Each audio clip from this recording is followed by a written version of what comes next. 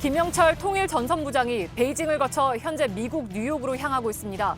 북미 정상회담을 위한 실무 접촉이 판문점과 싱가포르에서 투트랙으로 진행되고 있는 상황에서 양측 간 조율을 마무리 짓기 위한 방문이란 분석입니다. 트럼프 미국 대통령도 내 서신에 대한 확실한 답변이라며 환영의 뜻을 밝혔습니다.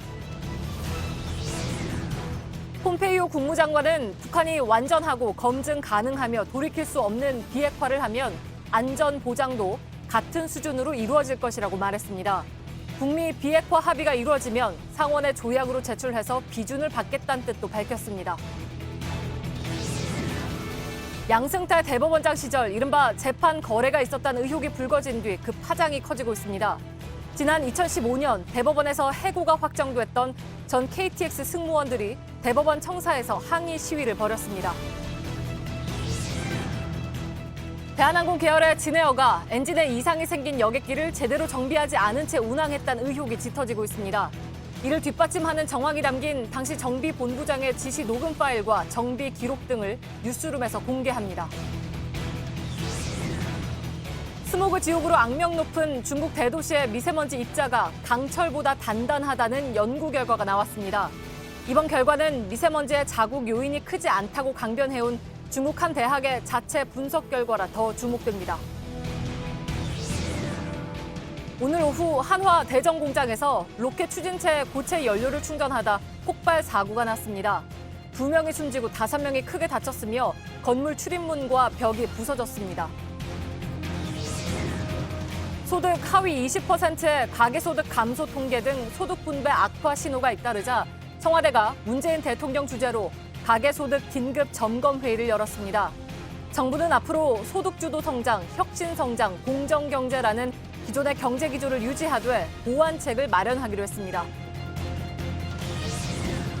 충북 진천군의 한 마을입니다. 모내기가 끝난 논 위로 시커먼 기름이 떠다니는데요. 인근 공장에서 폐기름이 유출됐지만 열흘이 넘도록 제대로 된 방제 작업은 이루어지지 않고 있습니다. 잠시 후 밀착 카메라에서 전해드립니다.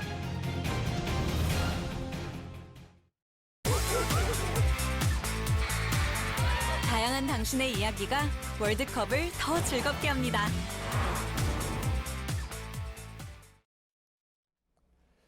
예, 시청자 여러분, JTBC 뉴스룸을 시작하겠습니다. 북미 정상회담 관련 소식은 지금 이 시간에도 계속 업데이트되고 있어서 저희들도 이걸 정리하느라고 좀 정신이 없습니다. 우선 북미 정상회담을 위한 큰 그림은 그려지고 있는 것 같습니다. 이제 최종 단계에 들어선 것으로 보입니다. 트럼프 대통령은 조금 전에 띄운 트위터에서 북한 김영철 통일전선부장이 뉴욕으로 오고 있다. 내 서신에 대한 확실한 답변이다. 감사하다. 이렇게 밝히고 있습니다. 김영철 통전부장은 내일 미국에서 폼페이오 국무장관을 만날 것으로 전망이 되고 있습니다. 판문점 실무 접촉은 내일 다시 열려서 최종안을 내기로 했는데 여기서 나온 결론을 고위급 채널로 격상시켜서 마무리하기 위한 것이다. 이런 해석이 나오고 있습니다. CVID, 즉 완전한 비핵화와 북한이 미국에 요구한 CVIG, 즉 완전한 체제 보장을 맞바꾸는 형태가 될 것으로 보입니다. 폼페이오 미 국무장관은 이런 내용을 조약으로 비준하겠다는 뜻도 밝혔습니다. 자, 먼저 베이징을 연결하겠습니다. 신경진 특파원.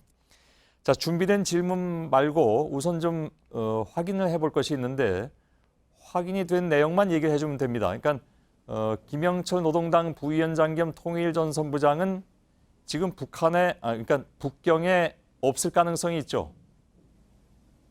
예, 그렇습니다. 김영철 위원장은 베이징 공항 안에서만 확인됐고 공항 밖에서의 행적은 확인된 사실이 없습니다.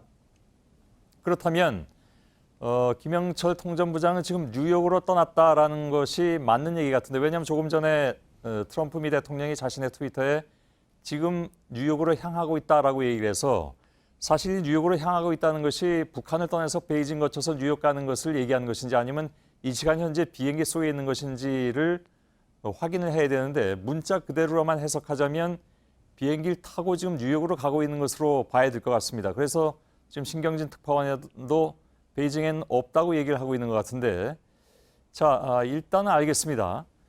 요건 조금 있다가 워싱턴 연결해서 마저 확인을 하도록 하고요. 아무튼 김영철 부장은 비핵화 협상에서 북한 측의 핵심 인물입니다. 북미 간의 판문점과 싱가포르에서 투트랙으로 협의가 진행되는 상황에서 미국행이 포착됐다 이렇게 봐야 되겠죠? 예, 오늘 오전 9시 45분 북한 고려항공편으로 김영철 부위원장과 최강일 외무성 북미국 부국장이 베이징 서우드공항에 도착한 모습이 목격됐습니다. 공항에는 지재룡 주중 북한 대사가 영접을 나갔습니다. 입국장에서 목격됐던 김영철 부위원장은 사라진 채 지재룡 대사와 최강일 부국장만 대사관 차량을 이용해 북한 대사관으로 들어갔습니다. 예. 트럼프 미 대통령이 조금 전에 아까 말씀드린 대로 김영철 부위원장의 미국행 소식을 트위터로 확인해 줬습니다만 그 직전까지 김 부위원장 일행의 미국행 항공편의 변경 가능성이 취재가 됐었습니다. 그러니까 명단이 있다가 사라지고 이런 상황이 계속이 됐는데 그 어떤 내용인지 좀 설명을 해 주시죠.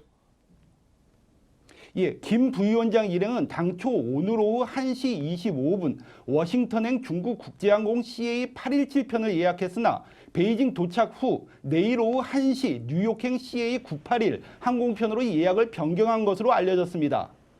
이어 오늘 오후에는 김 부위원장과 최 부국장이 내일 뉴욕행 명단에서 확인이 안 되는 것으로 전해졌습니다. 예. 미국행 동선이 말씀하세요. 미국행 동선이 과도하게 노출된 것에 대한 대응 차원이라는 분석이 나왔습니다. 베이징 서우드공항에서 미국 동부 지역 이동편이 하루 3편에서 4편인 것점을 감안하면 오늘 뉴욕행 항공편 탑승 가능성이 있습니다. 예. 결국 최강일 부국장은 베이징에 남겨둔 채 홀로 뉴욕으로 떠난 것으로 보입니다. 알았습니다. 그러니까 내일 오후에 항공편에서 김영철 부위원장의 이름이 지워진 것이 결국은 이미 떠났기 때문이다 이렇게 해석을 해야 될 것 같습니다. 예, 그렇게 볼 수 있습니다. 예, 비핵화 협상을 이끌고 있는 북미 두 나라 핵심 인물의 만남이 관측되는 상황. 동선 노출을 최소화하려는 조치다. 뭐 그건 알겠습니다. 근데 이처럼 동선 자체가 의미가 있는 김 부위원장의 베이징 움직임은 어떻게 취재가 됐습니까? 그러면? 예, 김영철 부위원장이 베이징 자오이타이 국빈관에서 중국 고위급 요인을 만났다는 소식이 전해지기도 했습니다. 하지만 화춘익 외교부 대변인은 김영철 부위원장과 중국 측의 만남 여부에 대해 제공할 소식이 없다며 짧게 답했습니다. 베이징에서 남은 최강일 부국장이 중국과 접촉할 것으로 예상됩니다. 예, 알겠습니다. 그러면 이번 북중 간 고위급 회동은 사전에 준비된 성격으로 봐야 될까요?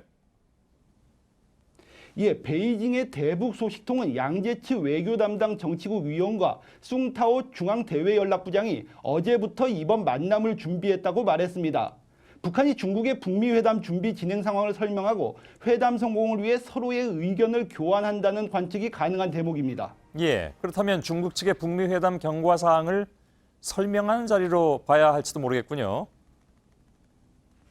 예, 설명과 조율 두 가지 모두 이루어질 수 있다고 보는 게 맞을 겁니다. 중국 당국과 전문가 그룹은 트럼프 대통령의 배후론 비판 발언에도 불구하고 중국이 빠지면 북핵 해결은 진전을 거두기 어렵다는 판단이 강합니다.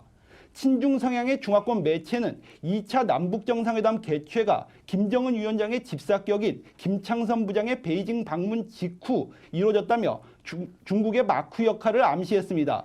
중국 입김이 어느 정도는 작용하고 있다는 의미로 볼 수 있습니다. 예, 알겠습니다. 베이징의 신경진 특파원이었습니다.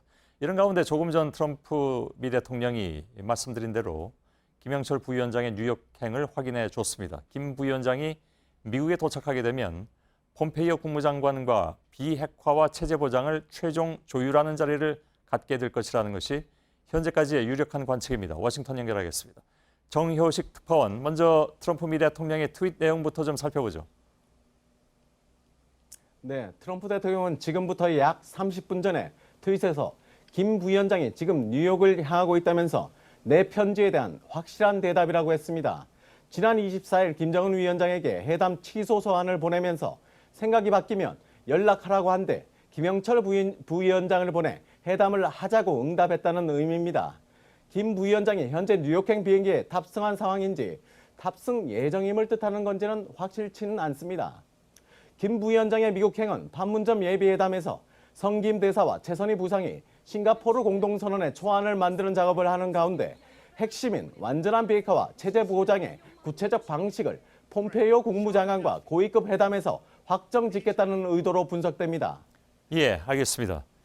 비행기를 탔느냐 안 탔느냐 하는 것은 일단 트럼프 미 대통령의 트윗 내용을 문자 그대로만 해석하자면 탄 것으로 해석이 되기도 하고 또 정황상으로 볼 때도 그러한데 물론 그 이제 도착을 해봐야 최종 확인이 되겠죠. 김 부위원장이 그런데 워싱턴이 아니라 왜 뉴욕행을 택했는가 이것도 궁금한 대목입니다. 김 부위원장은 2010년 오바마 대통령 때 미국 여행 금지 제재 대상에 올랐습니다. 비핵화 전엔 제재 해제는 없다는 미국의 원칙을 수용해 북한 유엔 대표부가 있는 뉴욕을 차선책으로 택한 것으로 보입니다. 대표부 직원들도 유엔 반경 25마일, 40km 밖으로 이동이 금지돼 있습니다. 미국이 원하는 완전한 비핵화 합의의 돌파구 마련을 위해 워싱턴으로 이동해 전격적으로 트럼프 대통령과 면담할 가능성도 배제할 수는 없습니다. 트럼프 대통령으로선 비핵화 합의 없이 김정은 위원장을 만나는 위험 부담은 피하고 싶은 시나리오이기 때문입니다. 예, 결국 핵심은 영구적 비핵화 또 영구적 체제 보장의 교환 이것으로 좁혀지는데 폼페이오 장관이 북미 합의를 조약화하겠다고 의회에 보고한 점 이것은 큰 의미가 있어 보입니다. 네, 지난주 상원 청문회에서 김 위원장에게 비핵화와 똑같은 방식으로 체제 보장을 제공하겠다고 얘기했다며 조약 관련 발언을 했는데요. 직접 들어보시겠습니다. 예. These were assurances that would clearly have to be capable in the same way that we're demanding a permanent, irreversible denuclearization, verifiable denuclearization. 예. 이어 북미 합의가 이뤄지면 상원 비준을 받기 위해 조약으로 제출을 하겠다고도 약속했습니다. 1994년 제네바 합의, 2003년 리비아 모델, 트럼프 대통령이 지난 8일 탈퇴한 이란 핵합의까지 모두 의회 동의 없이 행정명령으로 이뤄졌습니다. 대신 북한의 완전한 비핵화와 체제 보장은 조약으로 만들어 영구적으로 법적 구속력을 갖게 하겠다는 겁니다. 예. 한반도 평화협정을 조약화하겠다라는 건데 그렇게 되면 그 이후에 대북 경제 지원도 그야말로 급물살을 탈 것이라는 분석이 나오고 있더군요. 네, 북한이 지금까지 IMF, 세계은행 등으로부터 금융 지원을 받지 못한 건 사실 최대 이사국인 미국의 제재로 회원 가입을 하지 못했기 때문입니다. 미국과 평화 조약을 맺게 되면 IMF 등 회원 가입 승인도 급물살을 탈 수 있습니다. IMF는 북한에 대한 지원이 가능하냐는 JTBC의 질의에 비회원국에도 기금 제공이 가능하다며 기술 지원이나 교육 훈련 형식의 비금융 원조로 기금을 제공한 사례가 있다고 밝혔습니다. 예, 알겠습니다. 워싱턴의 정효식 특파원이었습니다. 서울에 머물면서 27일부터 판문점 통일각에서 북한과 실무 협상을 해온 미국 대표단도 오늘 하루 분주하게 움직였습니다. 오늘은 통일각 접촉이 없었던 것으로 보이는데 미국 쪽 대표단은 국무부와 연락을 주고받으면서 비공개 행보를 이어갔습니다. 박현주 기자입니다. 미국 대표단을 이끄는 성김 주 필리핀 대사를 태운 차량이 오전 9시 50분쯤 숙소인 호텔에서 빠져나옵니다. 대표단원인 랜들 슈라이버 미 국방부 아태 담당 차관보도 동승한 걸로 보입니다. 출발 전부터 미국 측은 호텔 관계자들에게 경비를 요청하는 등 언론과의 접촉을 피하기 위해 애썼습니다. 호텔 관계자는 미 대표단 측에서 곧 이동을 해야 하니 취재진을 철수시켜달라고 호텔 측에 특별히 요청했다고 전했습니다. 이보다 10분 전쯤엔 앨리슨 후커 백악관 국가안보회의 한반도 보좌관이 외교 차량을 타고 먼저 떠나기도 했습니다. 이들이 떠날 때마다 통일각으로 가서 27일에 이어 북한과 실무 접촉을 이어가는 것 아니냐는 관측이 나왔지만 판문점으로 향하는 길목인 통일대교엔 해당 차량들이 나타나지 않았습니다. 이런 가운데 오후 2시 40분쯤엔 마크 네퍼 주한 미국 대사 대리가 대표단 숙소에 나타나기도 했습니다. 봉국과 메시지를 주고받은 것으로 보이는데 이후 오후 내내 미국 대표단을 태웠던 외교 차량들이 수시로 드나들었고 5시 10분쯤엔 성김 대사를 태운 차량도 돌아왔습니다. 이렇게 비공개 행보를 하며 훈령을 받은 대표단은 내일 다시 통일각을 가서 북한 대표단과 마주 앉을 전망입니다. JTBC 박현주입니다. 예, 북한과 미국은 실무회담에 이어서 김영철 북한 통일전선부 장과 폼페이오 미국 국무장관과의 고위급 회담을 지금 눈앞에 두고 있는 상황입니다. 비핵화와 체제 보장 문제에 대한 세부 내용 합의가 임박한 것으로 전해지는데 정치부 서복현 기자와 함께 좀 짤막하게 짚어보도록 하겠습니다. 자, 실무회담은 그러니까 북한과 미국이 양쪽의 요구를 어느 정도 좀 펼쳐놓는 그런 자리라고 봐야 되겠죠. 그렇습니다. 트럼프 대통령은 이번 국면을 포커와 연결을 시켰습니다. 예. 그런 면에서 이번 실무회담은 본격적인 게임의 시작입니다. 서로 무엇을 원하는지는 분명합니다. 미국은 비핵화, 특히 핵 폐기고요. 북한은 경제 지원 수준이 아닌 체제 보장입니다. 예, 그러니까 결국은 언제, 또 네. 어떻게, 이게 이제 핵심 아니겠습니까? 맞습니다. 미국 성김 대사와 북한 최선희 부상이 중심이 된 실무회담의 핵심은 바로 언제, 어떻게인지 알려졌습니다. 예. 미국은 핵 폐기를 언제, 어떻게 북한이 할 것인가, 그 검증은 어떻게 하겠다는 건지 못 받기를 원하고 있고, 북한은 체제 보장을 미국이 어느 시점에 어떻게 해줄 것인지가 관건입니다. 예, 지금 뭐 워낙 보안이 유지되고 있어서 내용이 공개되지는 않고 있습니다, 당연히. 예. 근데 대략 어느 정도 선에서 협의가 될 것으로 관측이 됩니까? 우선 핵 폐기를 놓고는 언제라는 부분은요, 의미 있는 양의 핵 탄두를 일정 기간, 대략 6개월 안팎 등 특정 시한 안에, 또 어떻게를 놓고는 앞서 말씀드렸지만 의미 있는 양의 핵 탄두와 대륙간 탄도미사일을 외부로 반차하거나 북한에서 해체하는 방안이 논의된다는 관측이 나오고 있습니다. 예. 핵 폐기의 검증은 이 방식에 따라 결정될 것으로 보입니다. 물론 북한은 반출보다는 그 영토 내에서 자체 해체하기를 원하고 있는 것일 테고, 그렇게 알려지고 있습니다. 미국은 끄집어내기를 원하는 것일 테고, 예, 결과가 어떻게 나올지 정말 상당히 궁금합니다. 예. 체제 보장 그럼 어떻게 됩니까? 일단 언제라는 부분은 핵 폐기 시점과 연동돼 있다고 볼 수가 있겠습니다. 예. 만약 일부 핵탄두 반출이나 해체가 6개월 전으로 합의가 된다면 그때에 맞춰 절차를 진행하는 방안이 논의되는 것으로 관측이 됩니다. 예. 어떻게도 관건인데요. 앞서 전해드렸지만 폼페이오 장관은 북한이 CBID를 이행하면 미국도 CBIG, 그러니까 완전하고 검증 가능하고 불가역적인 체제 보장을 하겠다고 했습니다. 종전선언, 북미 연락사무소 설치, 대북 제재 완화에 대해 대체로 합의점이 나올 것으로 보입니다. 여기에 예. 더해서 폼페이오 장관이 언급한 미국 상원의 비준을 받는 방식도 이번에 추가로 약속될 것으로 보입니다. 예, 그 CBIG의 G는 이제 개런티의 그렇죠. 첫 글자겠죠, 물론. 예. 자, 이 부분은 실무회담 이후에 앞으로도 협상이 돼야 되는 그런 부분들이잖아요. 그렇습니다. 김영철 북한 통일전선 부장이 미국으로 가고 있는 만큼 폼페이오 미국 국무장관과 한 단계 급을 올린 회담도 진행될 예정입니다. 예. 여기서도 역시 언제 어떻게 서로가 원하는 방식을 이행할지를 놓고 줄다리기가 이어질 것으로 보입니다. 그리고 다음 달 12일에는 미국 트럼프 대통령과 김정은 위원장이 마주 앉게 됩니다. 물론 거의 짜여진 그림을 가지고 만나게 되겠지만 당일에 협상에 참여했던 관계자들이 총동원돼 현장에서 확대 회의가 이어질 것이란 전망도 나옵니다. 예. 그러니까 어찌 보면 6월 12일에 북미 회담은 그냥 모양만 갖추는 그런 회담이 아니라 실질적인 회담이 될 가능성도 없지 않아 있다. 이렇게 그렇죠. 봐야 되겠죠. 그래서 그 다음 날까지도 이어질 가능성을 트럼프 미 대통령은 언급한 바가 있겠고요. 그렇습니다. 알겠습니다. 서복현 기자였습니다. 자, 의제 협상과 별도로 싱가포르에서는 북미 정상회담이 6월 10일에 열리는 것을 전제로 해서 두 정상의 경호와 의전 관련 실무 협상이 시작됐습니다. 싱가포르 현지 연결하겠습니다. 유선희 기자가 특파되어 있습니다. 자, 유 기자, 오늘 북미 양측이 실무 협상에 들어갔다는 것을 공식 발표하지는 않았습니다. 그러니까 실무 협상이 그런데 시작됐다는 소식은 어떤 근거로 나온 얘기입니까? 네, 말씀하신 대로 북미 양측이 우리가 실무 협상을 시작했다 이렇게 공식 발표는 하지 않았습니다. 그러나 조 헤이긴 미국 백악관 부비서실장 그리고 북한 김창선 서기실장 두 사람이 어젯밤 싱가포르에 도착한 사실은 확인이 됐습니다. 두 사람은 트럼프 대통령과 김정은 위원장의 각각 의전과 경호를 총책임지는 사람들입니다. 특히 헤이긴 실장 같은 경우에는 오늘 아침에 한 말이 한마디가 확인이 됐는데 우리는 오늘 미국 대사관 직원들 그리고 싱가포르 정부 관계자들과 만나서 많은 회의를 할 것이다 이렇게 얘기를 했습니다. 그러니까 북한과 접촉했다 이 말은 하진 않았지만 싱가포르 현지에서는 북미가 사실상 만나서 협의를 시작했다 이렇게 기정사실화하고 있는 분위기입니다. 예, 북측의 실무 협의는 싱가포르에 있는 북한 대사관이 실무 협의를 지원하게 될 것이다 이렇게 예상이 되어 왔는데 그렇다면 북한 대사관 쪽의 움직임은 어땠습니까?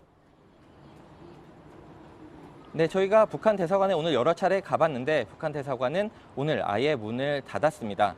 오늘이 싱가포르 휴일이긴 하지만 당직 근무자도 두지 않고 완전히 사무실을 비워둔 것으로 볼 때 김창선 실장과 함께 별도의 장소에서 회의를 했거나 아니면 북미 협의를 진행하는 과정을 지원했을 가능성이 큰 것으로 보입니다. 예, 싱가포르 협상은 지금 뭐 판문점에서 이루어지고 있는 의제 조율처럼 이견이 크거나 하지는 않겠죠.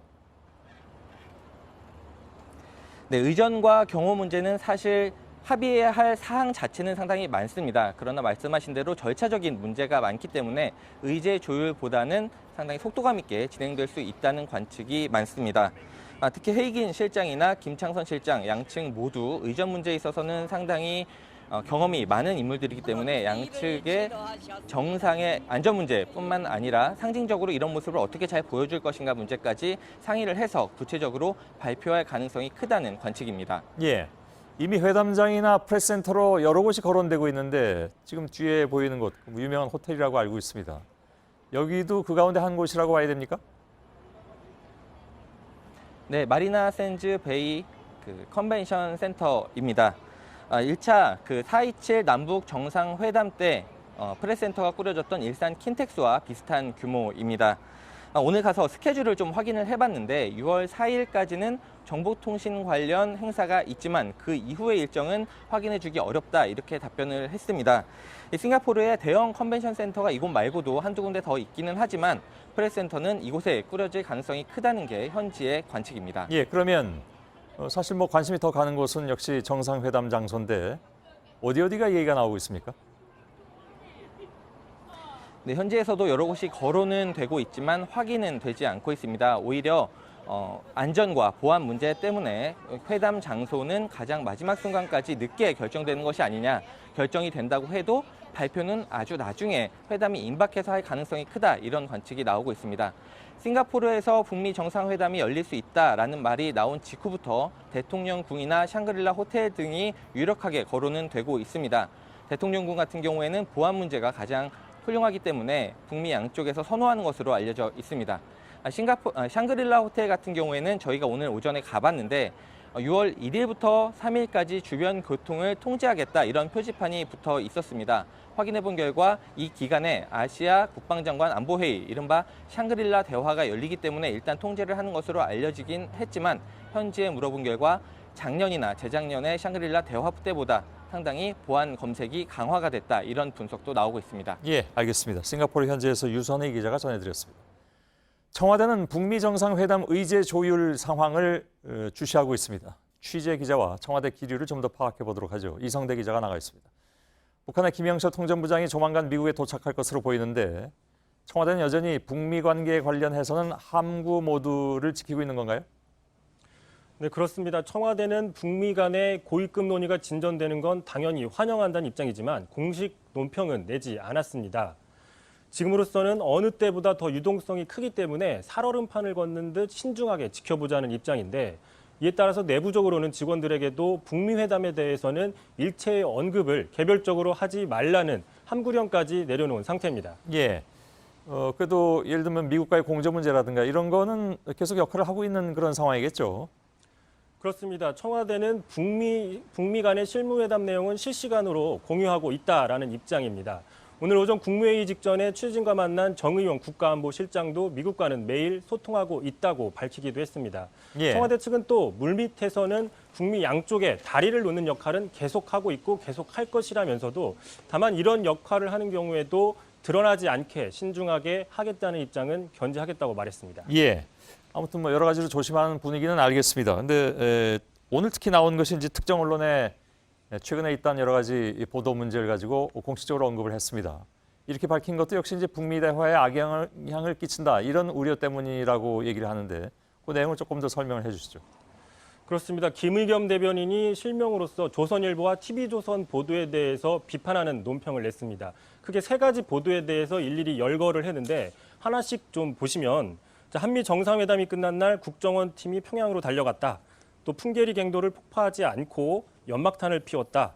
또 북한이 풍계리 폭파 취재진을 부르면서 1만 달러, 우리 돈으로 약 1,000만 원을 요구했다라는 기사들이 모두 오보라는 겁니다. 이런 기사들은 사실과 다를 뿐더러 비수가 숨어 있는 위험한 기사라고 김의겸 대변인은 지적을 했습니다. 특히 지금은 대단히 엄중한 시기라서 기사 한 꼭지가 미치는 파장이 크다면서 이런 보도가 그 위태로움을 키우고 있다고도 비판을 했습니다. 예. 앞서 말씀드린 것처럼 북미 회담이 살얼음판을 걷는 듯 신중하게 진행되는 상황에서 이런 오보가 자칫 양측에 자극을 한다거나 잘못된 신호를 줄 수 있다는 게 청와대의 판단으로 풀이가 되고 있습니다. 하지만 이에 대해서 해당 방송사는 청와대 대변인의 이번 성명은 지극히 이례적이다라는 입장을 냈습니다. 예, 인정하지 않는다 이런 입장인가요? 일단 정확한 입장은 지극히 이례적이다라고만 했기 때문에 유감을 표시를 한 건지 아니면 인정할 수 없다는 건지는 그 언론사에서 조금 더 밝혀야 될 걸로 보입니다. 알겠습니다. 자, 한 가지만 더 이게 관심 사안이기도 한데 싱가포르 회담이 잘 되면 그다음에 남북미가 함께 종전 선언을 하는 그런 상황이 계속 얘기가 되고 있습니다. 뭐라고 얘기가 나옵니까? 그렇습니다. 말씀하신 것처럼 북미 회담이 성공한다면이라는 전제가 깔려 있지만 청와대에서는 문 대통령의 싱가포르 행에 대해서도 가능성을 배제할 수 없다는 입장입니다. 청와대 고위 관계자는 싱가포르에 갈 가능성이 없다고 할 수는 없다면서 미국과 최종적인 협의를 하고 있다라고 입장을 밝혔습니다. 뜸들이지 않고 싱가포르에서 곧바로 남북미 3자가 모여서 종전선언을 하는 구상은 그동안 문 대통령이 수차례 미국 측에 전달을 했고 이 내용을 가지고 현재 조율 중이라는 설명인 셈인데 청와대의 생각은 이런 구상과 이런 일정에 대해서 트럼프 대통령도 상당히 공감하고 있다는 판단을 하고 있습니다. 예, 그게 그렇게 된다면 뭐랄까요, 완전히 다른 양상이 돼버리는 상황이어서 이건 물론 뭐 확인을 좀 더 해봐야 되겠습니다만 또 북미 회담의 진전 상황을 봐야 되겠습니다만 염두에는 두고 있어야 될 것 같긴 합니다. 얘기를 들어보니까. 이성대 기자였습니다. 자, 이런 가운데 북미가 정상회담을 앞두고 가장 중요한 준비라고 할 수 있는 의제 조율을 왜 판문점 북측 통일각에서 하기로 했는지 이것도 관심사입니다. 북한은 이른바 홈그라운드라는 이점을 또 미국은 보안 부문에서의 이점을 보고 이곳에 협상 테이블을 편 것으로 보입니다. 이희정 기자입니다. 통일각 판문점 채널에선 북미 정상회담의 핵심인 의제 조율이 이뤄지고 있습니다. 북한으로선 권한이 약한 수석 대표가 수시로 김정은 위원장에게 상황을 보고하고 지시를 받아야 하기 때문에 평양과 통신이 원활한 통일각이 협상에 유리한 상태입니다. 상황에 따라 급을 높여 최고위급 인사들이 회담을 진두지휘하게 될 경우에도 마찬가지입니다. 실제 과거에도 북측 회담 대표가 통일각에서 회담을 한 뒤 헬기를 타고 평양으로 곧바로 날아가 상황 보고를 한 적도 있습니다. 북한은 2012년 통일각 리모델링을 통해 시설을 보강하고 그 이후 고위급 회담 등에 써왔습니다. 그럼 미국이 통일각을 수용한 이유는 또 뭘까? 언론의 관심을 피하고 러시아, 중국 등 주변국으로부터의 보안을 유지하는 데는 비무장지대 안에 있는 통일각이 의외로 최적의 장소란 분석입니다. 정보 보안, 통신 보안, 그런 기술적 편의 그렇다라면은 미국으로서도 가장 편의상으로 할 수 있다. 또 정상회담 장소로 미국이 선호한 싱가포르가 낙점된 만큼 실무 접촉된 북한의 입장을 배려해 통일각을 수용한 것이란 해석도 나옵니다. JTBC 이희정입니다. 예, 트럼프 미 대통령의 트위터 내용 다시 전해드리진 않겠습니다만은 나온 직후에 저희들이 미 국무부 쪽에 전화를 걸어서 확인을 해봤더니 김영철 통전부장이 뉴욕으로 가고 있다고 했는데 폼페이오와 회동을 하는 것이냐라는 질문에 지금 그것을 확인해 줄 수는 없다. 다만 국무부가 오늘 오후에 브리핑에서 이야기할 것이다. 이렇게 답이 돌아왔습니다. 그렇다면 미국 시간 오늘 오후라면 저희가 조금 더 기다려봐야 되는 그런 상황인데 그때쯤 미 국무부에서 정확하게 브리핑을 할 것으로 보입니다. 예, 이런 가운데 중국 관영 매체들은 중국을 경시하지 말라, 우린 단역 배우가 아니다라면서 거친 표현으로 중국 역할론을 폈습니다. 북미 정상회담 또 남북미 종정선언 논의와 관련해서 중국을 포함한 사자 구도를 강조하고 나선 것이죠. 백종훈 기자의 보도입니다. 한반도에서 중국의 영향력을 제한해야 한다는 주장은 유감스럽다. 인민일보의 자매지인 환구시보의 논평입니다. 관영매체 글로벌타임스도 중국이 한반도에서 주변화하고 있는가라는 제목의 사설에서 한미 두 나라는 중국이 한반도 문제에서 단역 배우 역할을 하길 바라고 있다고 했습니다. 중국이 없으면 주요 결정들이 거의 이뤄질 수 없다고도 주장했습니다. 중국이 한반도 정전협정의 당사국이라는 점을 강조하면서 중국 역할론을 부각시킨 겁니다. 최근 북미회담의 취소와 재개 과정에서 중국의 역할이 축소될 수 있다는 우려를 반영한 것으로 풀이됩니다. 실제 중국 일부 매체는 문재인 대통령의 남북미 3자회담 가능성 언급을 소개하며 촉각을 곤두세웠습니다. 중국 시진핑 지도부는 북미 양국이 긴장을 유지할 땐 당사국 간의 대화를 촉구하고 협의가 잘 될 땐 적극적 관여 카드를 내세우고 있다는 분석이 나옵니다. JTBC 백종훈입니다. 자, 이 문제 다시 집중해서 전해드리겠습니다. 양승태 대법원장 시절 대법원이 수건 사업이던 이른바 상고법원 설치를 위해서 청와대와 재판 거래를 했다는 의혹을 놓고 분노와 항의가 확산되고 있습니다. 오늘 KTX 전 승무원들은 서초동 대법정 안에서 시위를 하고 1, 2심과 달리 사측 입장을 들어준 과거 대법원 판결에 항의했습니다. 전교조 역시 기자회견을 갖고 합법 노조로 인정하지 않았던 대법원 판결을 규탄했습니다. 두 재판 모두 당시에 대법원이 상고법원 도입을 위해서 청와대와 효과적으로 협상을 하겠다면서 만든 문건에 사례로 포함되어 있었습니다. 일각에서는 대법원 실적을 정부에 홍보한 것이란 주장도 하지만 문건 곳곳에서는 재판 거래로 보이는 정황이 드러나고 있습니다. 먼저 서준석 기자의 보도입니다. KTX에서 해고된 승무원들이 오늘 대법원 청사 안에서 시위를 하고 양승태 전 대법원장을 규탄했습니다. 정말 법과 절차를 지켜서 그렇게 우리 동료를 세상을 떠나게 만들었는지 묻고 싶습니다. 그리고 그 법과 절차 이제까지 항상 무시당했습니다. 앞서 KTX 승무원들은 정규직 전환을 요구하다 350명 중 280명이 해고된 뒤 10년 전부터 소송을 벌여왔습니다. 1심과 2심에선 승소했고 밀린 임금도 받았습니다. 하지만 대법원은 2015년 해고 승무원들을 철도공사의 근로자로 볼 수 없다고 판결했습니다. 그리고 한 달 뒤 해고 승무원이 스스로 목숨을 끊었습니다. 유서엔 3살 아이에게 빚만 남기고 가서 미안하다고 적었습니다. 대법원 판결로 돌려받은 임금과 소송비 등 8천여만 원의 이자까지 내놓아야 하는 상황이 되자 이를 견디지 못한 겁니다. 오늘 승무원들이 항의 시위에 나선 건 당시 대법원이 정부 입장에 맞춰 판결을 했다는 의혹 때문입니다. 대법원 특별조사단의 조사 결과 양승태 전 대법원장 시절 대법원이 상고법원 설립을 위해 청와대와 협상을 유리하게 끌고 가야 한다며 KTX 승무원 재판을 사례로 적시한 문건이 발견됐습니다. 이 문건엔 정교조 재판도 사례로 포함돼 있었습니다. 정교조는 박근혜 정부에서 법의 노조라는 통보를 받고 취소 소송을 냈지만 대법원에서 졌습니다.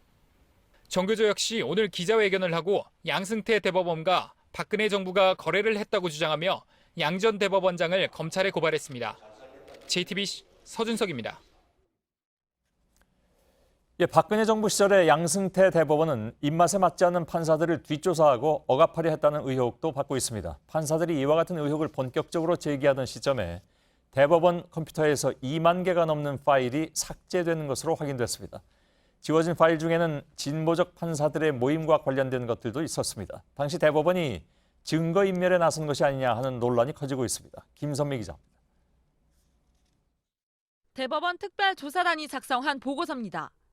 2017년 2월 20일 오전 6시 52분부터 약 2시간 동안 법원 행정처의 김모 전 심의관이 24,500개의 파일을 삭제한 것으로 확인됐다고 적혀 있습니다.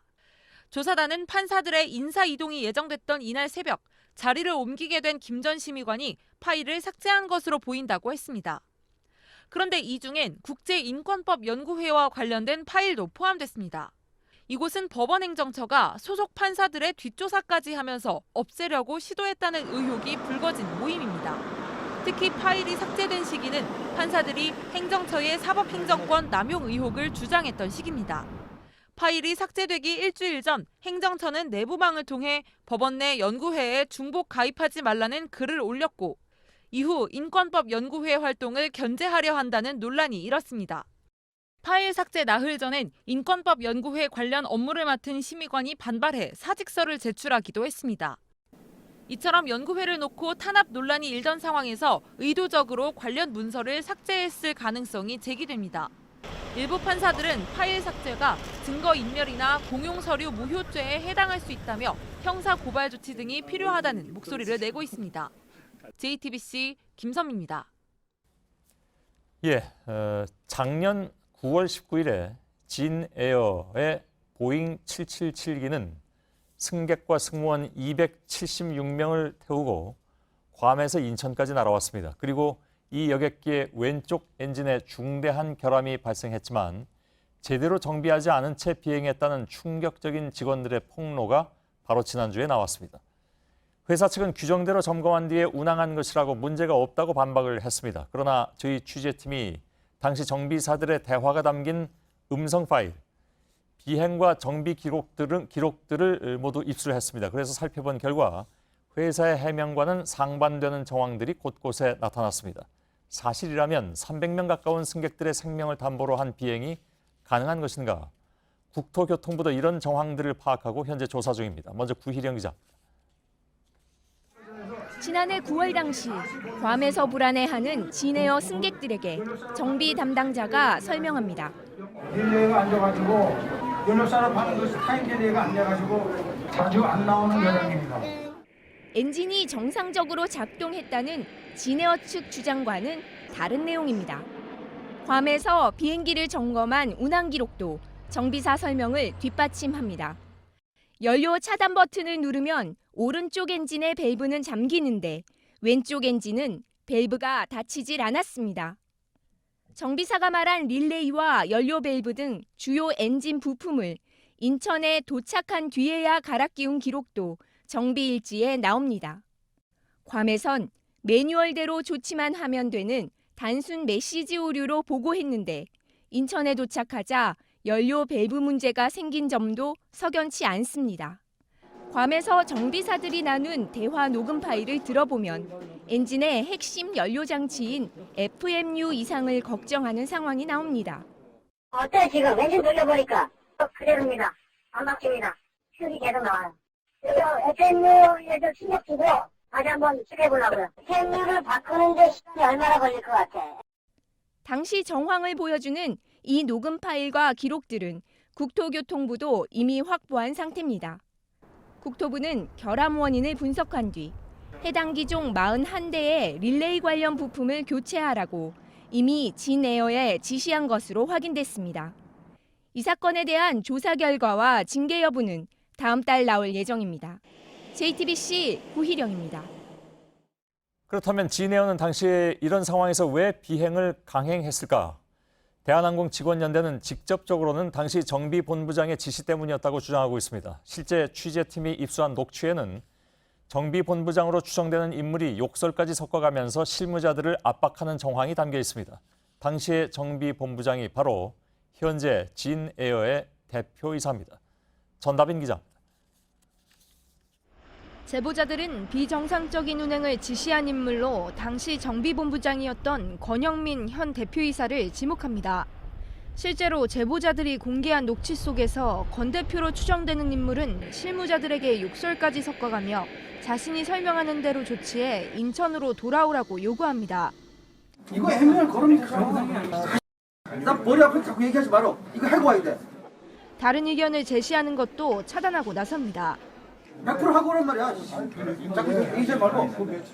결함 문제를 추후 어떻게 설명하고 대응할지에 대해서도 미리 이야기합니다. 뭘 외치냐. 그래가지고 이거 체크해봤다. 우리들이 이거 되더라. 소독됐다 이거요. 그러면 가서 설명하는 거지. 서지 현상 때문에 애가 안 된 건데 여기 또 안 될 수 있어. 그런데 이거 됐다. 뭐가 문제야. 이에 대해 권 대표이사는 당시 부품 교체 없이도 결함이 정상화돼 운항한 것이라면서 기술적으로 합당하다고 판단한 조치를 이야기한 것일 뿐 실무자들을 압박한 적이 없다고 말했습니다. JTBC 전다빈입니다. 예, 진에어 관련 의혹을 취재한 전다빈 기자가 지금 제 옆에 나와 있습니다. 자, 제보자들의 주장대로라면 당시 엔진에 분명히 결함이 있었고 그게 발견이 됐는데 별다른 조치 없이 276명을 태운 채 비행을 했다. 짧은 거리도 아니더군요. 어떻게 그런 일이 가능했을까요? 네, 대한항공 직원연대는 진에어가 제조사 정비 지침인 최소 장비 목록, 즉 MEL을 편법으로 활용했다고 말하고 있습니다. 예. 앞서 녹음 파일에서 정비본부장으로 추정되는 인물이 지시한 내용도 바로 이를 적용해서 비행을 하라는 내용이었습니다. 예. 그래서 MEL은 여객계 결함이 생겼을 때 출발이 가능한지를 결정하는 기준서입니다. 예. 안전에 크게 영향을 끼치지 않은 결함의 경우에는 향후 계속 점검을 받는다는 전제 아래 당장 운행은 가능하게 하는데요. 예.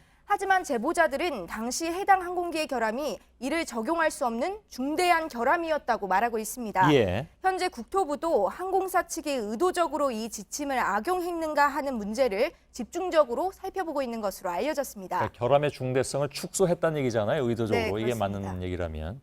대개 우리가 비행기를 탈 때 뭐 날씨가 좋건 혹은 뭐 좀 어찌됐든 그 상황에서 비행기가 뜬다 하면 그것은 항공사에 대한 믿음이 있어서 타는 거잖아요. 네, 그렇습니다. 괜찮으니까 타라고 하는 거구나. 근데 이 사안을 보면 앞으로도 그런 믿음을 가져야 될지가 상당히 좀 우려가 되는 네. 그런 좀 심각한 상황인 것 같습니다. 네. 당시 굳이 무리하게 비행을 할 만한 이유가 있었습니까? 네, 당초에는 사실 문제를 일으킨 것으로 추정되는 부품을 한국에서 괌으로 보내려고 했다고 합니다. 예. 하지만 권 대표 등이 이를 가로막고 나섰다는 게 제보자들의 주장인데요. 부품을 받아서 수리하는 데에는 시간이 걸리기 때문에 운행 시간을 맞출 수 없었기 때문이라는 겁니다. 예. 자, 아까 말씀드린 대로 결함을 축소해서 비행을 했다.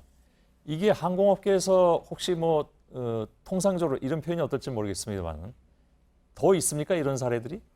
네, 제가 여러 정비사 분들에게 직접 물어봤는데요. 통상적으로 이런 일이 있지 않다고 합니다. 예. 여객기의 경우에는 엔진에 문제가 있으면 위험을 최소화하기 위해서 대체기를 투입하는 게 정상이라고 하는데요. 현직 정비사의 말을 함께 들어보시죠. 예. 그거에다가는 알파피니피조 대체기가 가고 거기서 정비하고 오든가 그 비행기는 통제 안 트이고 오는 경우가 보통 그렇게 하는 경우가 있어요. 예. 그렇죠. 그게 정상이겠죠. 이런 일이 있으면 회사가 뒤집어지는 것이. 네. 근데 지금 직원연대 주장처럼 이게 정말 중대 결함이었다면 만일 그 결함으로 인해서 나타날 수 있는 위험한 상황은 어떤 겁니까?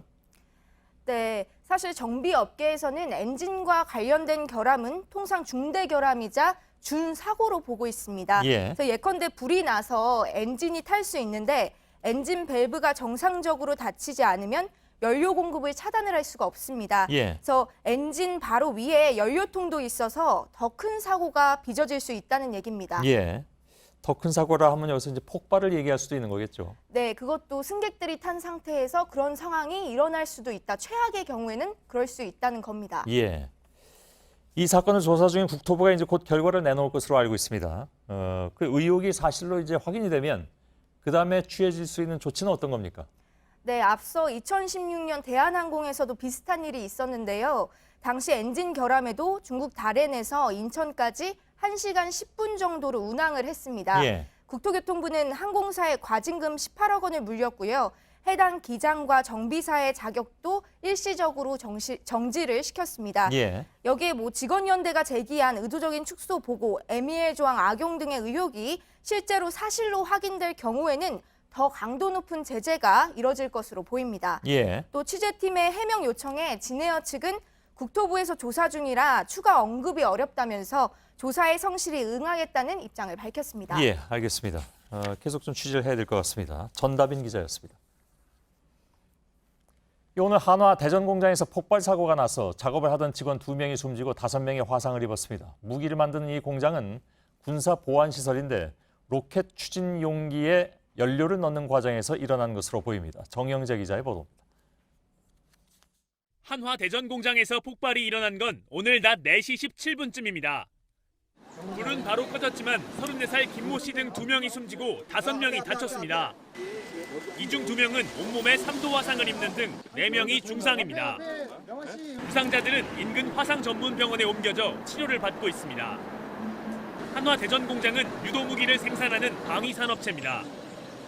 사고가 난 곳은 공장 내 철골 콘크리트 구조로 만들어진 한화 대전 공장 51동 충전 공실입니다. 사고 당시 1990년대 국내 기술로 개발된 미사일을 만들던 중이었습니다.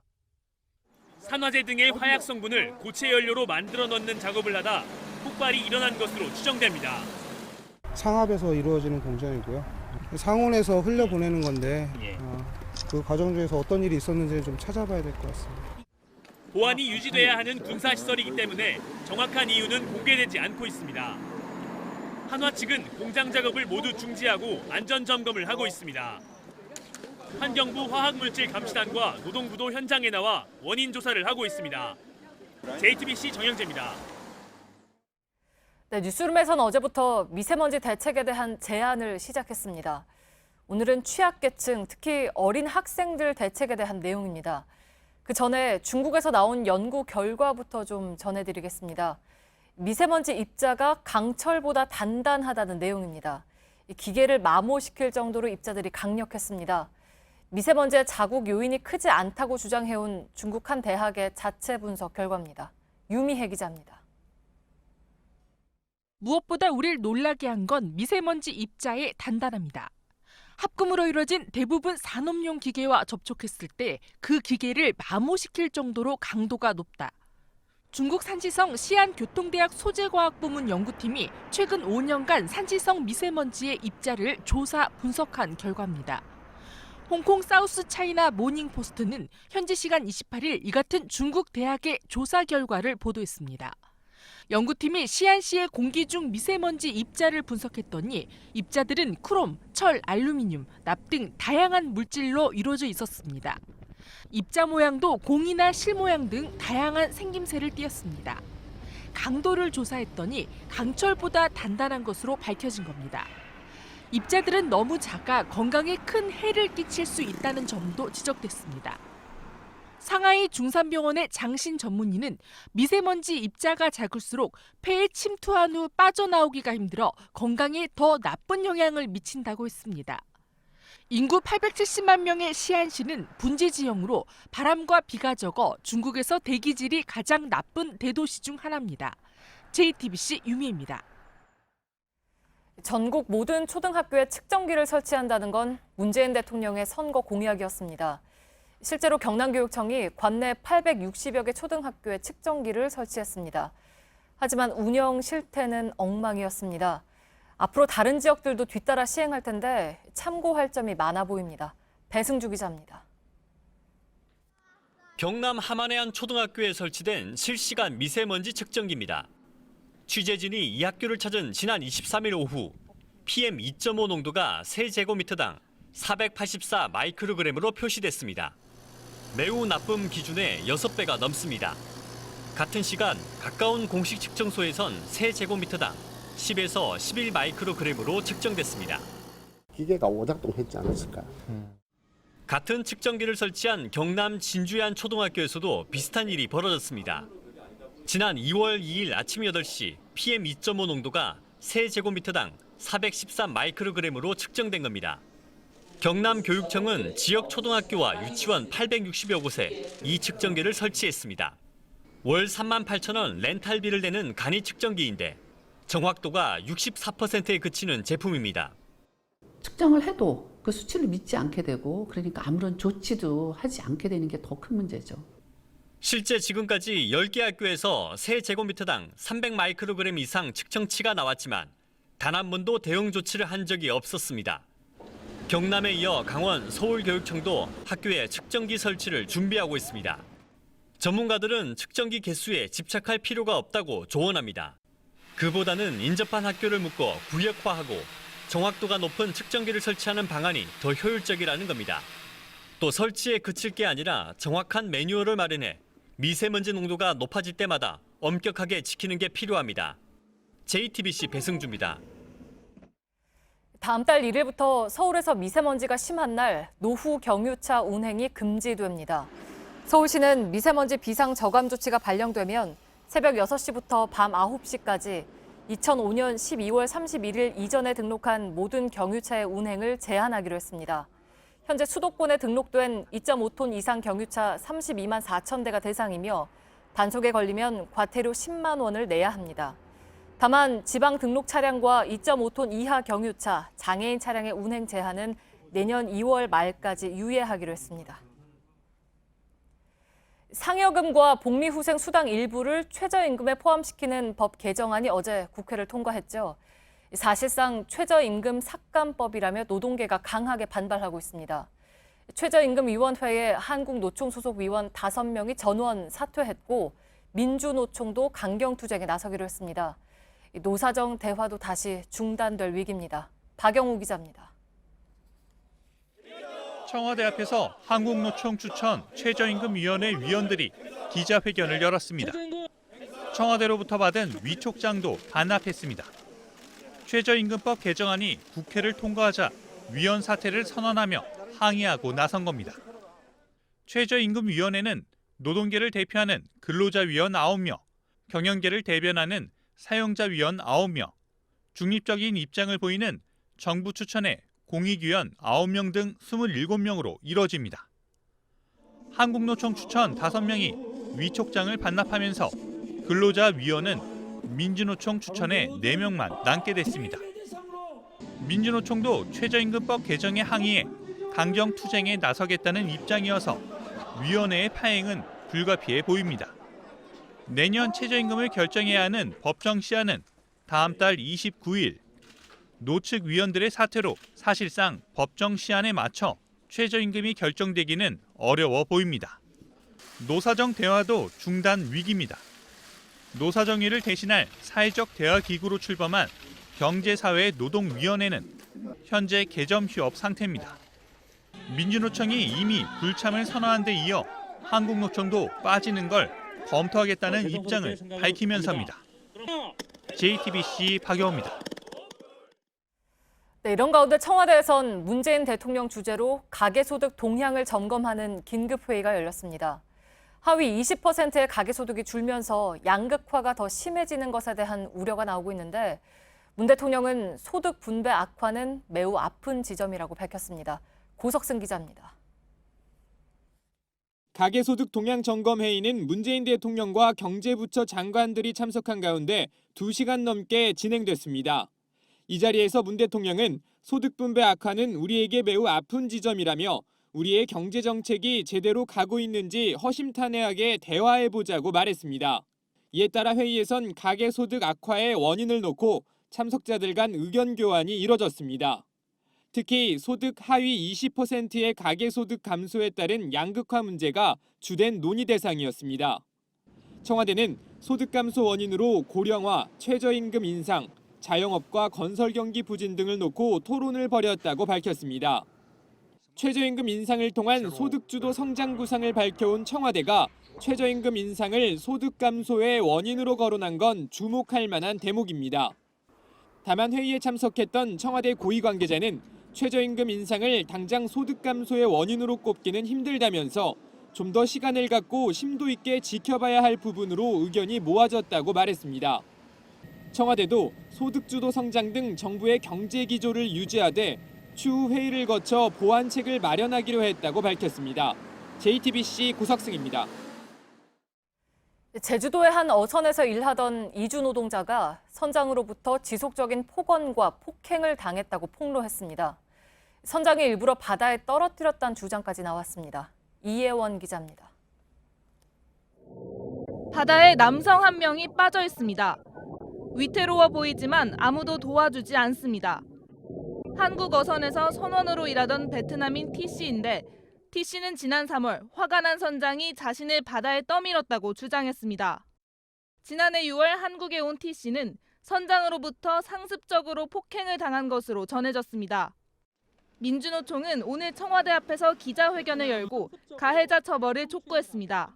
피해자를 이 강제노동의 피해자로 식별을 하고 반드시 사법적으로 처벌을 해야 된다고 생각합니다. 한국에서 일하고 있는 이주 노동자는 모두 70만 명으로 추산됩니다. 이들 가운데 상당수 노동자가 폭언과 폭행에 시달리고 있다는 주장입니다. 돈 요청하고 싶은데 돈 요청한 곳이 없었거나 본인이 폭행을 입고도 어디에 신고해야 되는지 모르는 경우도 있고요. 경찰은 T씨가 지목한 한국인 선장 A씨를 폭행 등의 혐의로 수사하고 있습니다.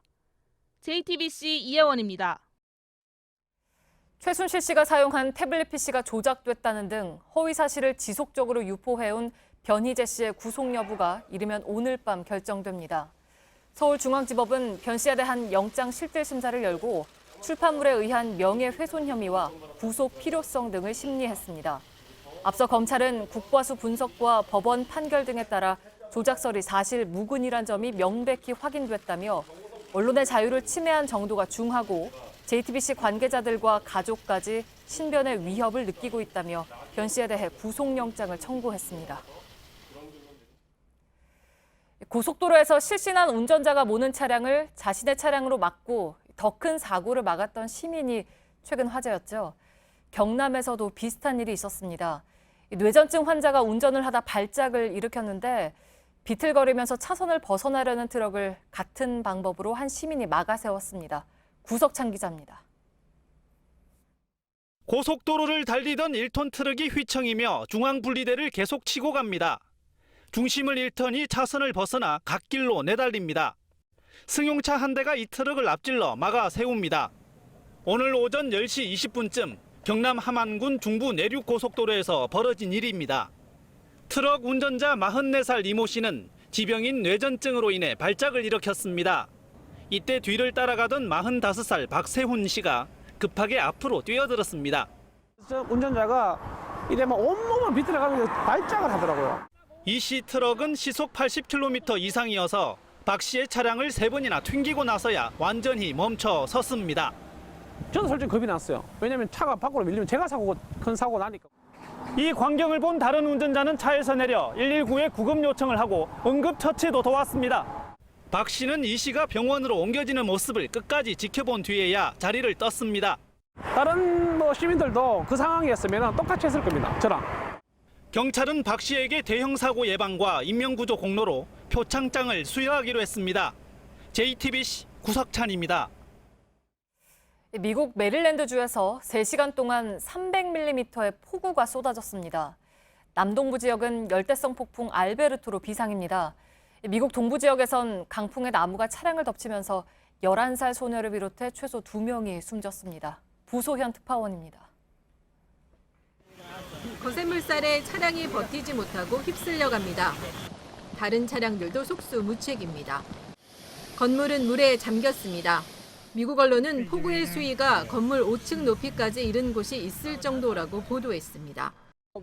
현지 시간 27일 메릴랜드주에 폭우가 쏟아졌습니다. 피해가 집중된 엘리코시티에서는 3시간 만에 300mm가 넘는 비가 쏟아지면서 건물 수십 채가 물에 잠기고 1명이 실종됐습니다. We will be using our experience in the past and what we've learned and do hopefully a better job this time. 남동부 플로리다주에서는 4천 가구 이상이 긴급 대피했습니다. 최대 풍속이 시속 100km에 육박하는 열대성 폭풍 알베르토가 멕시코만 4개 주에 강한 바람과 함께 최고 300mm의 폭우를 뿌릴 것으로 예보됐기 때문입니다. 미국 국립기상청은 미시시피주에서 노스캐롤라이나주에 이르는 지역에 돌발 홍수주의보를 발령했습니다. 플로리다주는 비상사태를 선포하고 주 방위군 투입 준비를 마쳤습니다. 열대성 폭풍은 풍속이 시속 119km를 넘기면 허리케인으로 분류됩니다. 미국의 허리케인 시즌은 6월 1일 시작돼 11월 말까지 이어집니다. 로스앤젤레스에서 JTBC 부소연입니다. 부산항에서 붉은 불개미로 의심되는 개체가 발견되었습니다. 농림축산검역본부에 따르면 어제 부산 북항 간만부두로 수입된 호주산 귀리 건초를 담은 컨테이너에서 붉은 불개미로 의심되는 일개미 1마리가 발견돼 방역 작업이 진행되고 있습니다. 함께 수입된 다른 컨테이너 4개에선 개미가 발견되지 않았습니다. 부산항에선 지난해 9월 붉은 불개미가 처음 발견된 바 있습니다. 바이러스를 99.9% 제거한다는 등 과장 광고를 한 유명 공기청정기 업체들이 공정거래위원회로부터 제재를 받았습니다. 공정위는 코웨이와 삼성전자, 위닉스, 청호나이스, 쿠쿠, 에어비타 등 6개 업체에 표시광고법 위반 혐의로 과징금 총 15억 6,300만 원을 부과하고 LG전자엔 경고 처분을 했습니다. 비행기 안에서 담배를 못 피우게 하는 승무원을 폭행한 혐의로 기소된 20대 여성에게 징역 4월에 집행유예 1년이 선고됐습니다. 이 여성은 지난해 8월 베트남으로 향하는 이스타 항공 기내에서 승무원의 배를 발로 차 넘어뜨렸습니다. 인천지방법원 재판부는 이 여성이 우울증을 앓는 상태에서 술에 취해 우발적으로 범행을 저지른 걸로 봤습니다. 가정 형편이 어려워서 열차에 무임승차했던 80대 남성이 65년 만에 코레일에 열차 요금을 보냈습니다. 코레일에 따르면 80대로 보이는 박모 씨가 어제 부산 구포역에 찾아와 100만 원을 건넸습니다. 박 씨는 중고등학교를 다니던 1953년부터 6년 동안 구포역에서 현재 부산역인 초량역으로 열차를 타고 통학했는데 형편이 어려워 일정 기간 돈을 내지 않아 마음에 짐이 있었다고 말했습니다. 코레일은 절차에 따라서 박 씨가 건넨 돈을 열차 수익금으로 처리하기로 했습니다.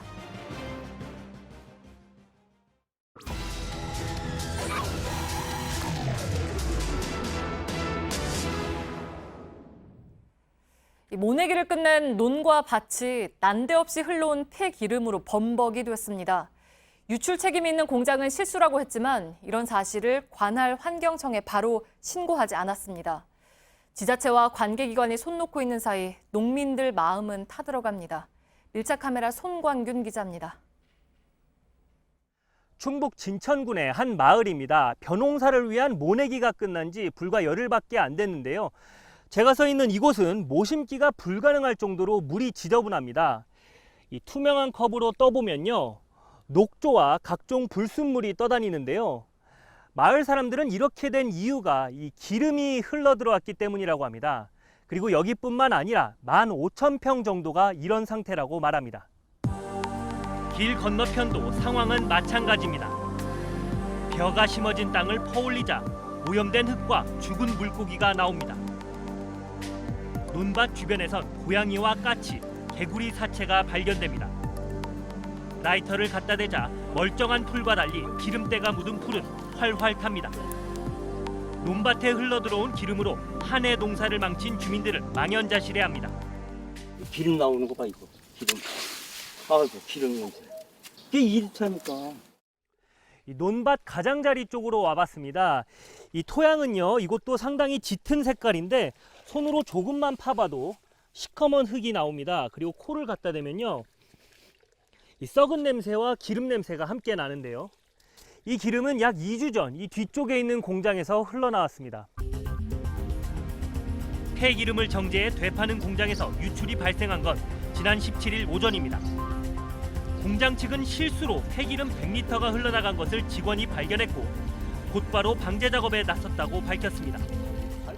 일단은 저희가 오염된 수로랑 도랑은 18일부터 그 앞에 유수분리를 만들고 흙을 한번 퍼냈어요.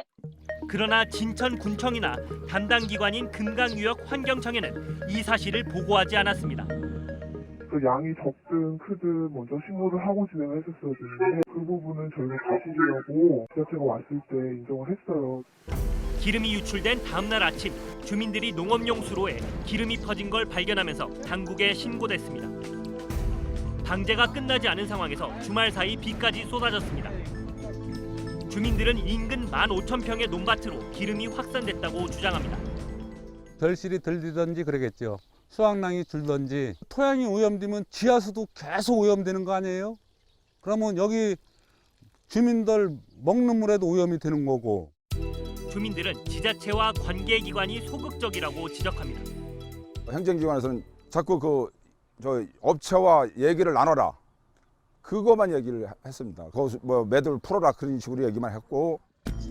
업체 측은 피해 논밭이 4,000평 정도로 일부 주민들이 피해를 과장하고 있다는 입장입니다. 오히려 주민들이 공장 앞을 불법 점거해 영업에 피해를 보고 있다는 겁니다. 피해를 입은 주민들과는 방제 작업을 끝낸 뒤 보상을 논의하겠다고 밝혔습니다. 마시거나 그러면 이해하겠지만 안전대 위해성은 그렇게 많지는 않거든요. 엔진오일 사용했던 거 들어온 걸로 보시면 제일.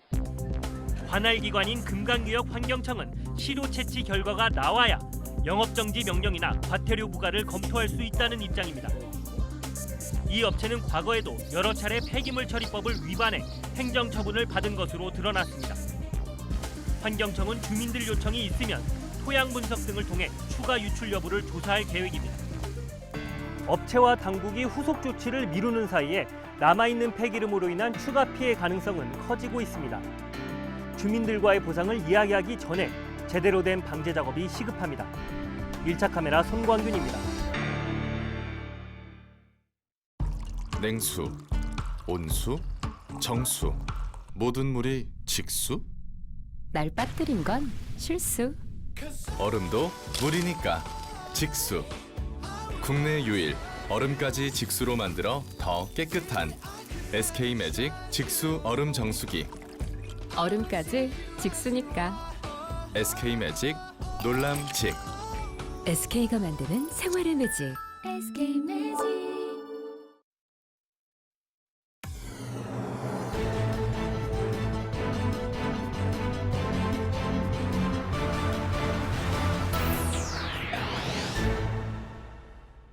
뉴스룸의 앵커 브리핑을 시작하겠습니다.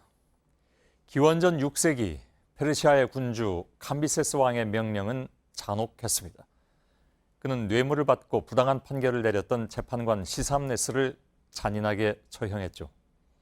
그리고 왕은 바로 시삼네스의 아들 오타네스를 후임 판관으로 임명한 뒤에 말했습니다. 어떤 의자에 앉아 판결하고 있는지 명심하라. 왕은 잔인했으나 또한 잔인하지 않았습니다. 사람이 기댈 수 있는 마지막 보루는 바로 법이었으니 왕은 정의롭지 못한 판결이 얼마나 부당한가를 만천하에 보여준 것이었습니다. 사람이 기댈 수 있는 마지막 보루. 세월이 지난 오늘날에도 법은 그렇습니다. 법 앞에서는 누구나 평등하다는 믿음. 그러기에 우리는 법정에 권위를 부여하고 판결에 수긍합니다. 때로는 억울할지라도. 그러나 사법행정권 남용 관련 특별조사단이 발표한 이 보고서를 어떻게 받아들여야 할 것인가? 보고서 안에는 법원 행정처가 박근혜 정부 청와대와 재판을 놓고 거래를 시도했다는 정황은 물론이고 판사들의 성향을 조사하고 뒤를 밟은 정황이 고스란히 들어있었습니다.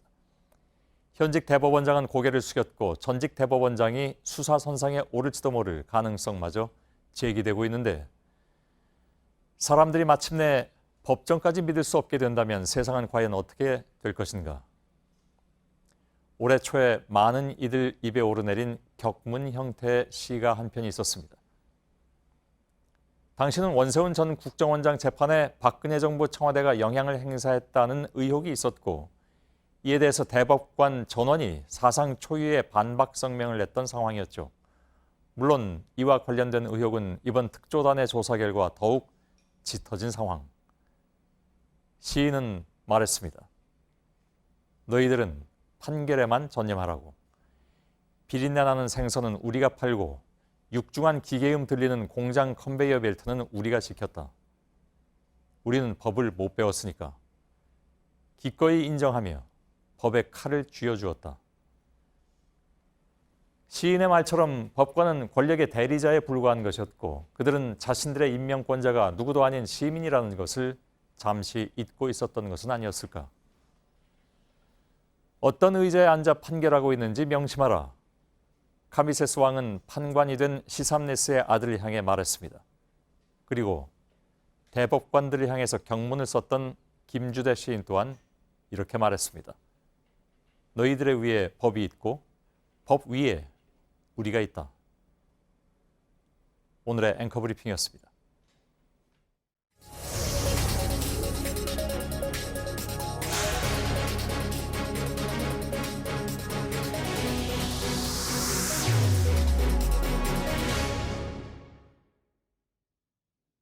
북미 정상회담과 관련된 뒷이야기들을 전해드리는 임소라의 북미 정상회담 수첩 순서입니다. 임소라 기자가 나와 있습니다. 이 제목은 오늘 정했습니다. 네. 예, 막중한 의무가 있습니다. 열심히 하겠습니다. 예. 그 시작하기 전에 네. 조금 전에 베이징발 보도가 하나 들어와 있는데 네. 그 김영철 통전부장이 비행기를 탔느냐 안 탔느냐. 네, 맞습니다. 이거 뭐 하루 종일 이걸로 좀 왔다 갔다 했습니다. 그만큼 네. 이제 아마 드러내기 싫어하는 것 같습니다. 보안 네. 관련 때문에. 네. 그래서 아까는 거의 이미 떠나는 것으로, 왜냐하면 트럼프 미 대통령이 자신 트위터에 그렇게 얘기했거든요. 지금 뉴욕을 향하고 있다. 네. 뭐 now heading for 이런 표현을 썼잖아요. 네. 근데 지금 들어온 소식에 따르면 또 내일 떠난다는 얘기도 있고, 뭡니까 지금? 네, 지금 현재로서는 김영철 부장이요. 30일, 그러니까 내일 오후 10시 35분 베이징에서 뉴욕으로 가는 비행편을 타는 걸로 돼 있습니다. 예. 네, 그러니까 트럼프 트위터에는 뉴욕으로 지금 김 부장이 오고 있다라고 표현이 돼 있는데 예. 지금 이 비행편 예약 상황을 보면 아직 출발하지 않은 것 같고요. 그렇게 보자면 이제 트럼프 미 대통령의 표현은 전체적인 그 과정을 얘기하는 거겠죠. 네. 그러니까 평양을 떠나서 베이징 거쳐서 뉴욕으로 온다. 그래서 이제 향하고 있다. 이렇게 표현을 한 것으로 해석을 할 수 있겠는데. 네. 근데 아까 잠깐 나온 얘기는 내일 오후 1시에 뉴욕행 비행기에서 명단이 없어졌다고 하는 바람에 네. 그럼 먼저 이미 떠났나 보다. 트럼프도 기왕에 그렇게 얘기했으니까. 이거 당연한 그런 추측이었는데 아무튼 지금은 내일 오후에 떠나는 것으로. 네. 근데 또 바뀔 수도 있는 거죠. 지금 벌써 두세 번 바뀐 상황인데. 네, 저희 취재진이 계속 지금 상황을 체크하고 예. 있는데요. 네, 계속 지켜봐야 될 것 같습니다. 알겠습니다. 네. 자, 준비된 내용으로 들어가도록 하죠.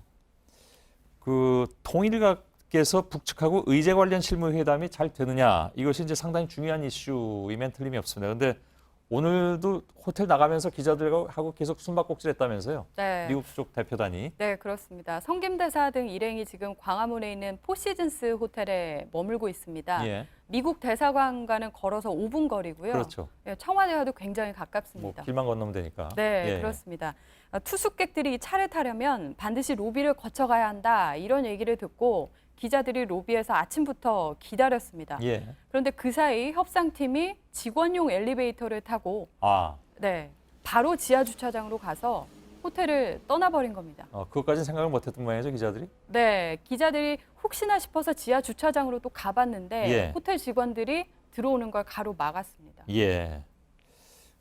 그래서 인터뷰는 뭐 당연히 못했을 테고. 네. 협상팀을 이렇게 만나지는 못하고요. 예. 협상팀이 타고 다닌 차량만 많이 봤습니다. 그런가요? 이건 어떤 장면? 이건가요? 네, 지금 00193으로 예. 시작하는 차량인데요. 이 외에도 00192로 시작하는 외교 번호판이 달린 차량을 타고 성김 대사와 또 후커 보좌관 등이 호텔을 예. 들었습니다. 하나같이 앞자리가 001이긴 하군요. 네, 이 001이라는 것이 미국 대사관에 소속돼 있는 차량이다, 이런 의미인데 예. 이걸 좀 살펴봤더니요, 우리나라의 공관을 먼저 개설한 순서대로 그렇군요. 예, 매긴 국가 번호라고 합니다. 예. 아무튼 번호판만 보면 미국 대사관 소속 차량이라는 것은 알겠으니까 바로 식별이 가능한데 일부 언론에서는 어제 청와대 경호처가 제공한 차량을 타고 미국 협상팀이 판문점으로 갔다, 이런 보도도 나왔잖아요. 네, 오늘 청와대가 바로 반박을 했습니다. 예. 네, 성김이 청와대 차량을 타고 판문점을 갔다는 보도는 사실이 아니다고 부인을 했습니다. 예. 제가 청와대 경호처 관계자와 통화를 해봤는데 해당 보도에 나왔던 차량, 저 차량인데요. 이거요? 예, 저 차량은 그 1, 2차 정상회담을 잘 치를 수 있게 협조를 해준 JSA 관계자들을 격려하기 위해서 청와대 관계자가 타고 갔던 차량이라고 그런가요? 합니다. 예. 네, 청와대 김의겸 대변인이 기자들에게 직접 문자 메시지도 보냈습니다. 청와대는 승용차를 빌려준 적이 없습니다. 예. 라는 내용이었습니다. 요즘 뭐 아무튼 김의겸 대변인이 일일이 대응하느라고 바빠 보이긴 합니다. 네. 예. 참고로 이 경호처보다 미국 대사관의 방탄 차량이 더 많다고 합니다. 그러니까 이걸 미뤄보면 굳이 미국 협상팀이 경호처 차를 빌려 탈 이유는 없겠죠. 예. 다른 얘기 좀 넘어가 보죠. 북한이 최근에 좀 많이 달라졌다는 것은 뭐 알겠는데 특히 트럼프 미 대통령을 평가하는 대목이 좀 눈에 띄는 것 같습니다. 과거에는 사실 뭐 굉장히 욕설에 가까운 얘기들도 네. 많이 나왔었는데 역대 다른 미국 대통령하고는 다르다, 이런 평가도 했다면서요? 네, 맞습니다. 오늘 조청년 기관지인 조선신보에 실린 트럼프식 교섭술이란 그런 내용이 있었는데요. 예. 어제 저희도 소개한 바가 있는 그 트럼프에 져서 거래 기술을 인용한 뒤 글 끝에 한 가지 주시할 것은 트럼프는 군산 복합체를 비롯한 미국을 실제로 움직이는 지배 세력의 꼭두각시에 지나지 않은 역대 대통령과는 다르다는 점이다. 예. 네. 그리고 북남 관계 개선을 지지한 미 대통령은 이제껏 없었다, 이런 표현도 있었습니다. 예. 뭐 아무튼 제 기억에 이런 경우 처음 보는 것 같습니다. 네. 예. 사실 지난해까지 기억을 좀 더듬어 보면요, 이 노동신문에서 트럼프 미 대통령을 인간 오작품으로까지 공격하지 않았습니까? 잘못 나온 작품? 네. 예. 그래서 제가 노동신문에서 어떻게 표현을 했는지 이렇게 좀 정리를 해봤는데 예. 올해 2월에는요, 또 북한 인권 문제를 비판한 트럼프의 연설 내용을 문제 삼아서 시급히 정신병동에 가둬야 할 미치광이라고 표현을 했습니다. 요거는 빨리 좀 바꿔주죠. 트럼프 미 대통령이 또 볼 수도 있으니까. 네. 예. 상당히 과격한 표현입니다. 예. 그런데 3월부터 변화가 감지되기 시작했습니다. 3월 13일자 노동신문을 보시면 트럼프를 미집권자로 표현을 했습니다. 비교적 객관적인 표현으로. 네, 그렇습니다. 그리고 5월 9일자 노동신문에서는 미국 대통령이라는 단어가 공식 등장을 명칭이 합니다. 쓰였군요. 네, 그리고 북미 정상회담이 재추진되고 있는 가운데 조선신보가 오늘 역대 대통령과는 다르다고까지 추켜 세웠던 겁니다. 앞으로 또 어떤 표현이 나올지 모르겠습니다. 알겠습니다. 여기까지 하겠습니다. 임소라 기자였습니다.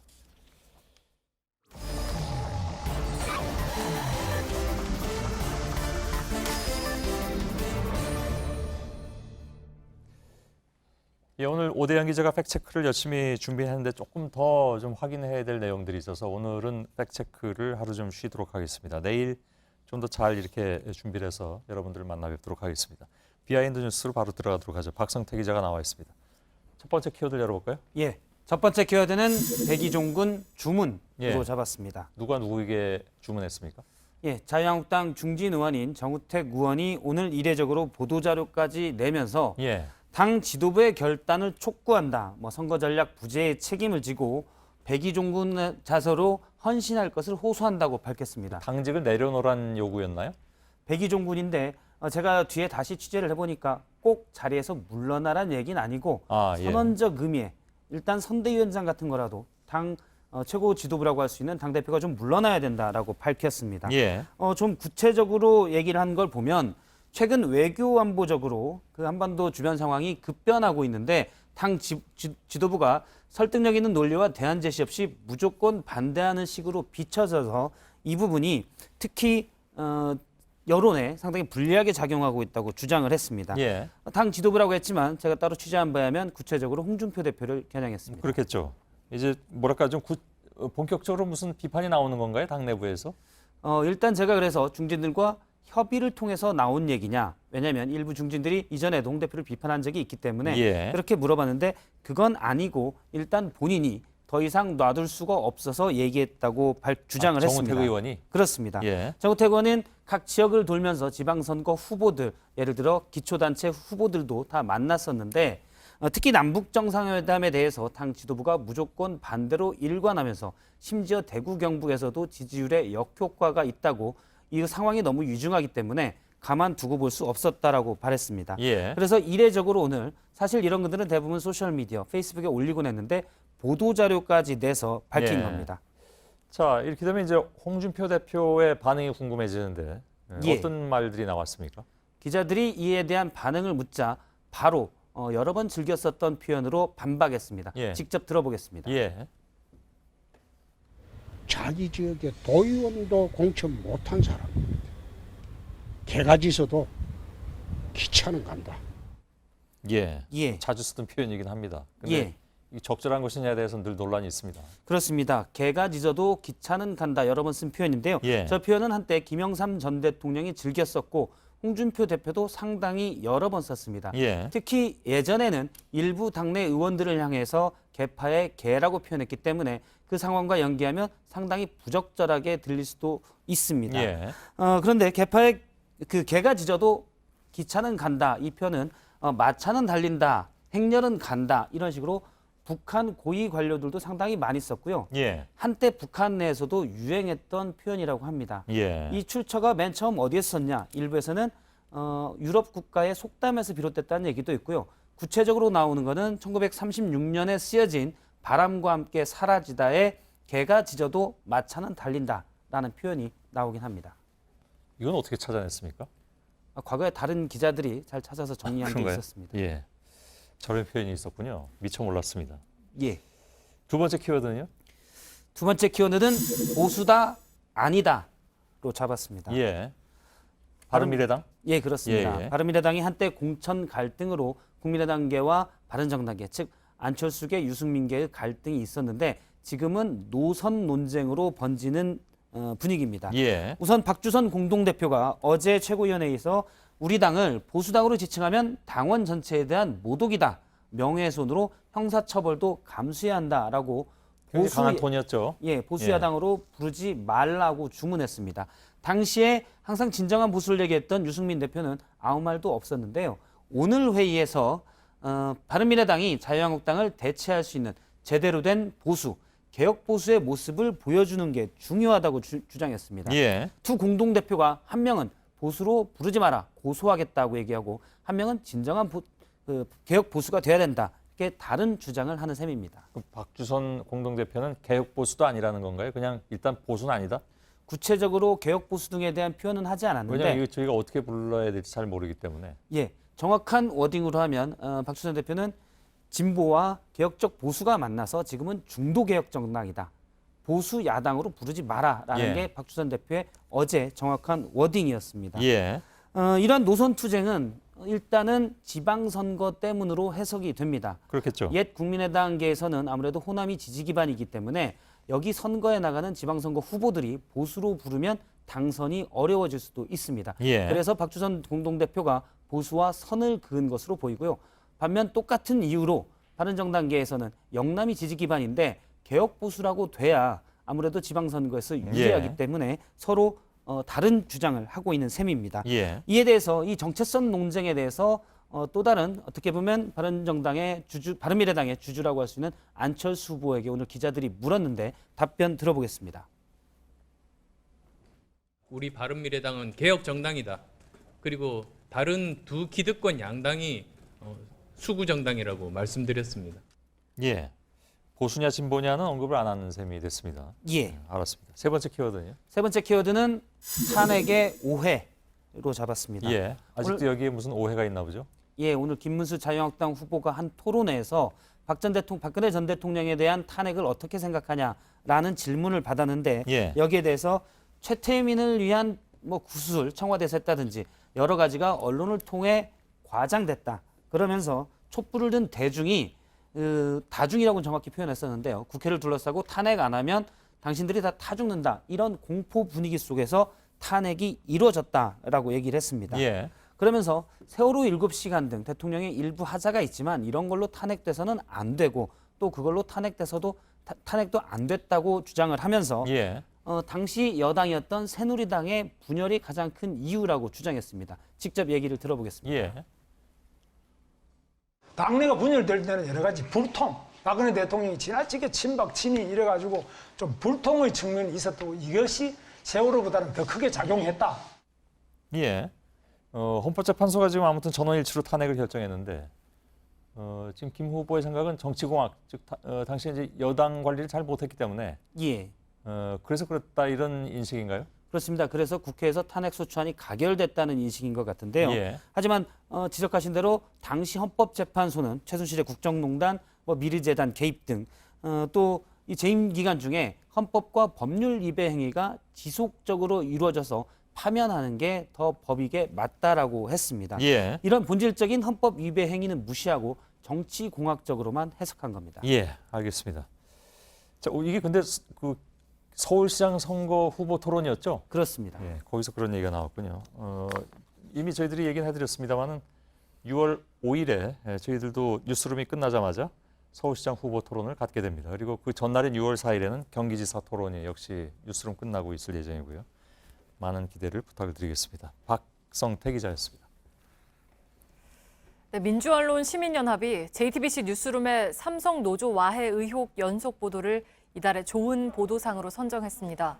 민원연은 JTBC 보도가 검찰의 수사 상황뿐 아니라 녹취 파일과 문건, 노동청의 수사 자료 등을 통해서 삼성의 부당한 노동 행위를 깊게 다루었다고 평가했습니다.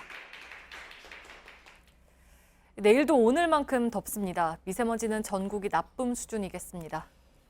예, 저희들은 내일도 최선을 다하겠습니다. 여러분 고맙습니다.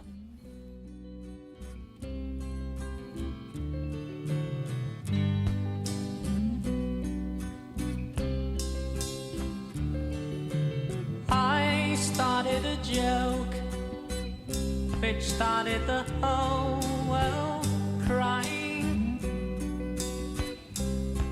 but I didn't see